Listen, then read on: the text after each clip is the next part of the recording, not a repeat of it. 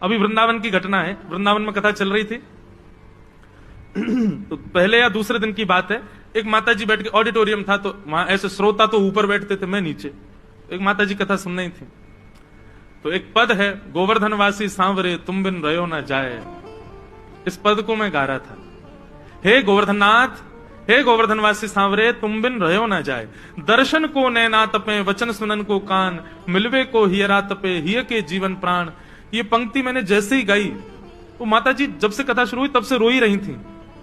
और रोते रोते रोते रोते स्थिति हुई कि जब ये पद मैंने गाया तो उनको माइनर अटैक पड़ गया वहीं कथा में, और तब भी वो बैठी रही, सुनती रही, पसीना पसीना हो गई, जो भी उनकी स्थिति हुई। लेकिन उनकी चित्तवृत्ति कैसी, कथा पूरी हो गई, फिर वो बाहर जाके उन्होंने फोन वोन किया, उनका बच्चे उनको हॉस्पिटल लेकर के गए।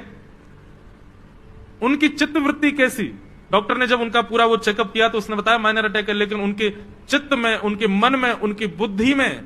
वो पद ही चल रहा था, गोवर्धनवासी सांवरे तुम बिन रहो न जाए। अब कहने को तो सांसारिक लोगों के रूप में तो वो अटैक है, लेकिन उसका असर नहीं हो रहा था उन पर, क्योंकि चित्त वृत्ति में ठाकुर जी बैठे थे। और जब थोड़ा होश आया तो उनको दिल्ली रेफर किया जा रहा था, तो तब उनसे पूछा आप ठीक हो, तो उन्होंने क्या कहा, बोले एक बार मुझे कथा में 5 मिनट के लिए ले चलो, मैं वहां भागवत जी को प्रणाम करके फिर मुझे दिल्ली हॉस्पिटल ले चलना। अब पढ़े लिखे लोग तो इसमें ये कहेंगे महाराज जी किसी को अटैक पड़ रहा है और आप उसमें कह रहे हो कि ऐसा असर होना चाहिए, ऐसा असर हो, ये नहीं कह रहा हूं मैं, पर पिबत भागवतम, जब भागवत को पियोगे